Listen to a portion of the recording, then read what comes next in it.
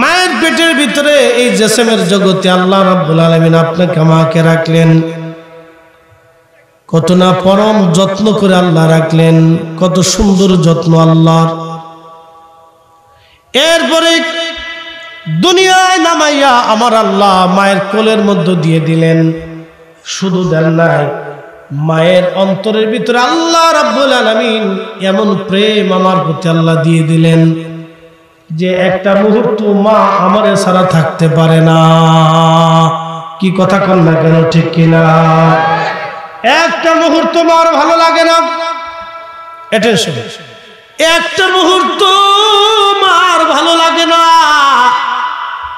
একটা মুহূর্ত আমাকে ছাড়া মার ভালো লাগে নাই। সেই দিন আমাকে মা কোলের মধ্যে নিয়ে, বুকের মধ্যে নিয়ে দিনের পর দিন, রাতের পর রাত, কত রজনী মায়ের ঘুমাইতে দেয় নাই। আমার ঘুম ভাঙার সঙ্গে সঙ্গে মার ঘুম ভাঙেছে। আমি কেঁদেছি, মার তাজা ঘুম ভেঙে গেছে, তাজা ঘুম।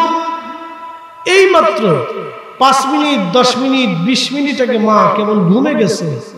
কি চমৎকার ঘুম! ওই সময় একবারে তাজা ঘুম। ওই ঘুমে আমি কেঁদে ফেলছি, আর মা সাথে সাথে ঘুম ভেঙে গেছে, সাথে সাথে ঘুম ভেঙে গেছে। মা ঘুম ভেঙে যায়, মা ঘুম থেকে উঠে আমাকে আবার দুধ পান করাইছে, বুকের ভিতর নিয়ে রাখছে, আদর করছে, যত্ন করছে।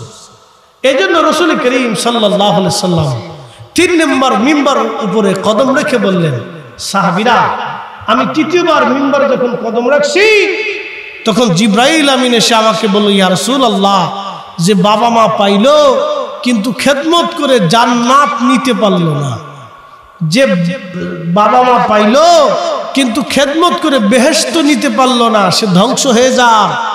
নবীজি বললেন, আমিন। ও সাহাবীরা, উম্মতেরা, যে পিতামাতা পাইছো কিন্তু খেদমত করে জান্নাত নিতে পারো নাই, তোমার ধ্বংস অনিবার্য।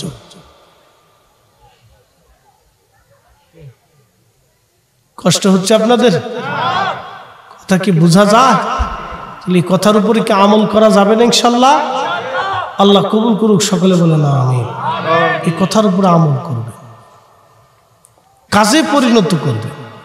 শুধু সুই নিয়ে চলে গেলে হবে না, কাজে পরিণত করতে হবে। আমার বাঙালি তো খুব চালাক, পাকিস্তানি মিলিটারি বাঙালির কয় বাঙালি তো হিন্দু না মুসলমান, তো মুসলমান তো কালমা গাতা, লা ইলাহা ইল্লা আনতা সুবহানাকা ইন্নী কুনতু মিনাজ জালিমিন। ये बंगाली तो झंझाली है, ये कालमा नहीं है तो मुसीबत की दुआ के सार हम विपदे पड़े कालमा भूले बेरिয়েছি, কালমার কথা মনে নাই। আমরা দোষ হয়েছিল তাই, আমরা সুবিধাবাদ জিন্দাবাদ, সুবিধে যেই দিকে খালি এই দিক খুঁজি। কিন্তু কথা মনে রাখবেন, আল্লাহর দরবারে এগুলি তাল বেটাল, তাল বাহানা চলো। খুলনাবাসী খুবই মনোযোগ দেন। যেই ব্যক্তি বাবা মা পাইলো কিন্তু খেদমত করে জান্নাত নিতে পারলো না, সে ধ্বংস হয়ে যাক। প্রিয় নবীজি বলতেছেন, আমার উম্মতেরা, পূর্ব জমানায় 3 বন্ধু সফরের জন্য তারা বের হইল। সহিহ বুখারীর কিতাবুল আম্বিয়ার হাদিস। 3 বন্ধু সফরের জন্য বের হইল। 3 বন্ধু যখন সফরের জন্য বের হয়, পাহাড়ি রাস্তা, আঁকাবাঁকা রাস্তা, উঁচু নিচু, বিরাট সুন্দর রাস্তা এবং পাহাড়ি। হঠাৎ করে আকাশে মেঘ ডেকে উঠলো, আকাশে মেঘ, বৃষ্টি নামা শুরু হয়ে গেল।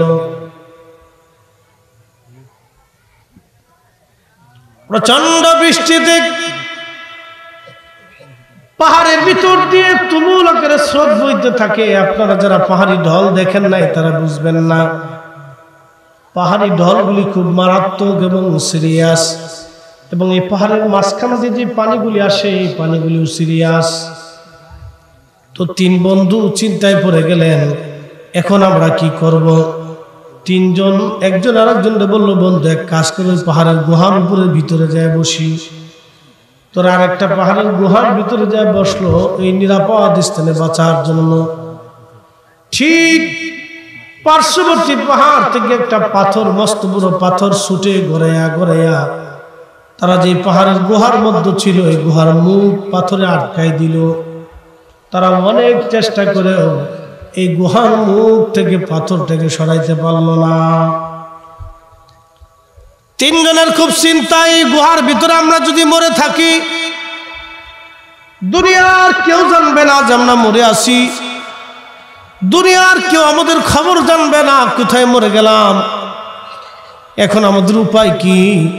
তিন বন্ধু অনেক চেষ্টা করলো ওই গুহার সামনে থেকে পাথরখানা সরানোর জন্য, কিন্তু কোনো চেষ্টায় তারা সফল হলো না। তিনজনের মধ্যে একজন খুব বিচক্ষণ জ্ঞানী, ওই লোকটা হাত বাড়ায় বলতেছে রব।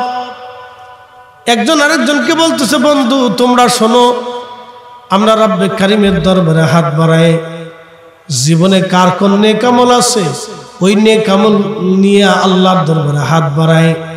আজকে আল্লাহ পাথর না সরাইলে এই গুহার সামনে থেকে পাথর সরানোর মতো কোনো ক্ষমতা আমাদের নাই। তিন বন্ধুর একজনে হাত বাড়াই দিছে, আর জীবনে কোনদিন কোন নেকি আমার নাই, একটা নেকি আমি জীবনে করছি, একটা ভালো কাজ আমি করছি। আল্লাহ জীবনে মনে করে না ভালো কাজ করছি, কিন্তু একটা ভালো কাজ আমি করছি। আল্লাহ আমার একটা দিন মজুর ছিল, সারাদিন পরিশ্রম করার কারণে আমি তার এক সা গম দিতাম, এক সা গম মাত্র 3 সের প্লাস, এক সার গম আমি তারে দিতাম। এই গমগুলি নিয়ে এসে কোন রকম সংসার চালাইতো। হে রব্বে কারীম, একদিন সে কাজ করে চলে গেল, কিন্তু বেতন নিল না, গম না নিয়ে চলে গেল। বহুদিন পরে সে আমার কাছে ফিরে এসে বলল, মালিক এক সা গম পাইতাম, ওই এক সা গম আপনি আমারে দিয়ে দেন, আমার বাচ্চারা ক্ষুধার্ত, আমার খুব অভাব, আপনি এক সের গম আপনি আমারে দিয়ে দেন। আমি সেই দিন আমার দিন মজুরকে বললাম, দিন মজুর ঘরের মধ্যে গরু যা আছে সব নিয়ে চলে যাও। দিন মজুরটা ডাক দে বলো, মালিক রে আপনি আমার সঙ্গে বাহানা করবেন না, আমি গরিব মানুষ, আমি অভাবী, আপনি দয়া করে আমাকে ওই এক সা গম দিয়ে দেন। গমের মালিক আমি, গরুর মালিক আমি না। আল্লাহ সেই দিন আমি দিন মজুরকে বললাম, দিন মজুর গরুর মালিক তুমি, গরুর মালিক আমি না। তোমার এই গরু কেমনে হইল শোনো, তুমি এক সা গম পাইতা, এই গমগুলি আমি জমিনের মধ্যে বপন করছিলাম, এই গম থেকে আরো গম হইল, এই গম থেকে আরো গম হইল, এই গমগুলি কেটে মারাই করে আমি বাজারে বিক্রি করে একটা গাভী কিনেছিলাম। এই গাভী থেকে গোয়াল ঘরের মধ্যে গরু যা আছে সব তোমার, এই গরুর মালিক আমি না, গরুর মালিক তুমি। একবার জোরে বলা যাবে কি আল্লাহু আকবার? বলে বলেন মানুষ আছে না নাই? মানুষ এখনো আছে, তখনও ছিল, কিন্তু আবার মানুষ রূপী জানোয়ারও আছে। এই কথা কোন না কেন আছে না নাই? এই যে রমজান আসতেছে, চালের দাম বাড়বে, তেলের দাম বাড়বে, আটার দাম, ময়দার দাম, সুজির দাম, তেলে আপনার মশলার দাম, পেঁয়াজের দাম, রসুনের দাম, এই নিত্য পণ্য সামগ্রীর দাম বেড়ে যাবে, যেটা প্রত্যেক দিনই লাগে। এই জুব্বা আবার না হলেও চলবে, কিন্তু পেটে খাবার লাগবে। কথা ঠিক কিনা? তো নিত্য প্রয়োজনীয় জিনিসের দাম অনেকে বাড়াবে। কারা বাড়াবে? বড় বড় ব্যবসায়িকরা বাড়াবে। সিন্ডিকেট করে তারা চিন্তা করবে যে কিভাবে বাড়ানো যায়, কিভাবে পাবলিকের পকেট থেকে টাকা খসানো যায়। এর ভিতরে অনেক ব্যবসায়িকরা দেখা যাবে কোটি কোটি টাকা রমজান মাসে হাতিয়ে নেওয়ার জন্য তারা ব্যবসায় এরকম লাভবান হওয়ার চিন্তা করে তারা সিন্ডিকেট করবে। আমার দিকে তাকান, খুব মনোযোগ দিবেন। যারা এই অবস্থা করে গরিব মানুষের টাকা মেরে খাবে, বলেন এই রমজান মাসে তাদের ভিতর মুসলমান আছে। এই 15 কোটি মুসলমানের পকেট থেকে রোজাদারকে যারা কষ্ট দিল, তারা কি আসলে মানুষ? কি বুঝলেন আপনারা? তারা যদি 1000 বছরও রোজা রাখে, রোজা হবে? কারণ কি? খাবারের ভেজাল। তো সেই দিনে সেই লোকটা দিন মজুরে গরু দিয়ে বলতেছে, দিন মজুর রে, গরুর মালিক আমি না তো, গরুর মালিক তুমি। তোমার একশা গম দিয়ে আমি জমিনে বপন করিয়া গম থেকে গম হয়েছিল, এই গম বেচে গাভী কিনছিলাম, এই গাভীর থেকে আরো গরু হয়েছিল, এই গরুর মালিক তুমি, গরুর মালিক আমি না। তখন ওই লোকটা হাত বাড়ায় কাঁদে আর বলে, রব আমি সেই দিন আমার দিন মজুরে গরুগুলি দিয়ে দিছিলাম। সে খুশি মনে হাসতে হাসতে গরুগুলি নিয়ে অত্যন্ত উৎফুল্ল হয়ে আনন্দিত হয়ে সে চলে গেছিল। আল্লাহ এই ইবাদতটা যদি তোমার পছন্দ হয়, আল্লাহ আমি তোমার গোলাম দাস, আজকে পাহাড়ের গুহার ভিতর বিপদে পড়ছি, ওই আমলের উসিলায় তুমি দয়া করে আমার পাথর সরাই দাও। নবীজি বলতেছেন পাথরের 3 ভাগের 1 ভাগ গুহার সামনে থেকে টাস করে সরে চলে গেল। একসাথে বলবেন না আল্লাহু আকবার, নারে তাকবীর, নারে রিসালাত। তাহলে আমলের দরকার আছে না? আমলের বরকত আছে না? কবুল হয়েছে। বুঝে যেতে হবে আপনাকে।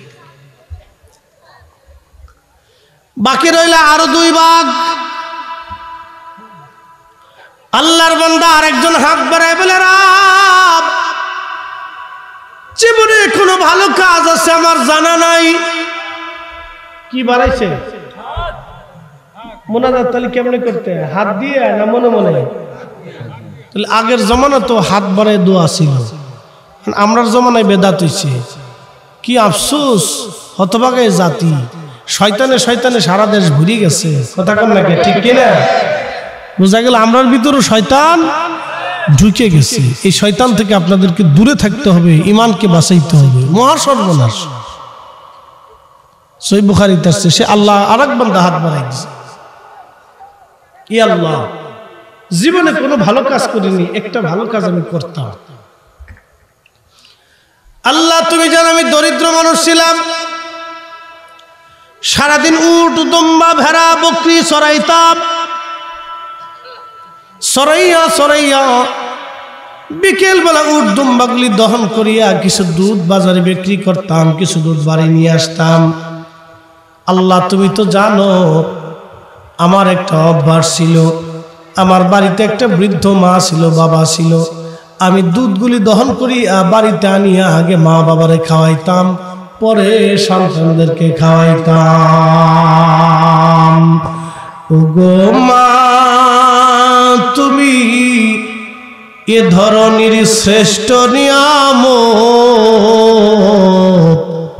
তোমারই পদতলে রয়েছে জান্নাত, তোমারই পদতলে রয়েছে জান্নাত।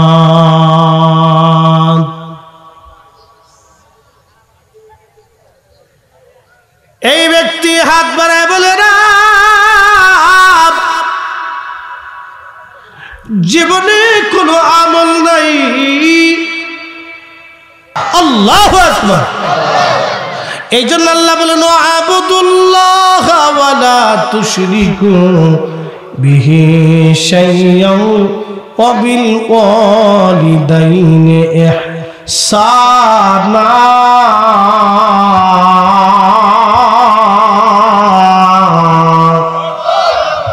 লা ইলাহা, জোরে লা ইলাহা, ও লা ইলাহা হাসবি রাব্বি জাল্লাল্লাহ মা ফি কলবি গায়রু আহা নূর মুহাম্মদ, বলি নূর মুহাম্মদ, পড়ি লা ইলাহা ইল্লাল্লাহ, লা ইলাহা। আল্লাহুম্মা সাল্লি,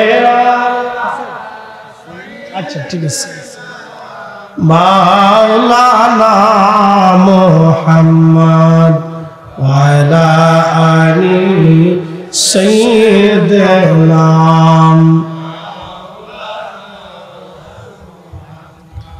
আল্লাহ বলেন, আবুদুল্লাহ আমি আল্লাহর ইবাদত করো, ওয়ালা তুশরিকু বিহি শাইয়্যা আমি আল্লাহ ছাড়া আর কারো ইবাদত করবে না।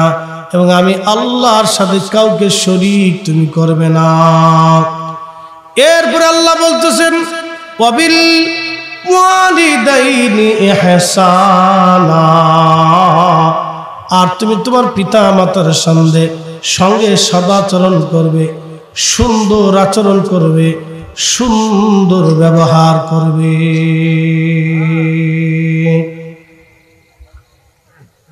এই জন্য মাহে রমজান আসতেছে, আমাদের মূল কাজ হচ্ছে মাহে রমজানে নিজের জীবনের গুনাহ মাফ করে নিতে হবে। আর পিতা মাতা যদি ঘরে থাকে তাদের সাথে সুন্দর আচরণ এবং খুব উত্তম খাবার এবং তাদের সাথে খুব নম্র ব্যবহার করতে হবে, খুব সুন্দর কথা দিয়ে তাদেরকে সাহায্য করতে হবে। নবীজি বললেন সাহাবীরা কেউ যদি পিতামাতার চেহারার দিকে মায়ার নজরে মহব্বতের নজরে তাকায়, একবার তাকালে একটা কবুল হজের সওয়াব আল্লাহ বান্দার আমলনামায় লিখে দেয়। সাহাবীরা তোমরা শোনো, কবুল হজের সওয়াব। এক সাহাবী বলতেছি ইয়া রাসূলুল্লাহ, যদি 100 বার টাকা বলে 100 বার তাকাইলেও 100টা কবুল হজের সওয়াব লিখে দেবে। বলে আব্বা আম্মা যার ঘরে আছে ভালো করে শুনে রেখে, হজ জীবনে হবে কিনা 100টা জানি না, কিন্তু যতবার মহব্বতের নজরে তাকাবে ততটা কবুল হজের সওয়াব আল্লাহ আমলনামায় লিখে দিবে। এই জন্য আমরা কার্পণ্যতা না করি, আমরা বুঝে যেন কাজ করি।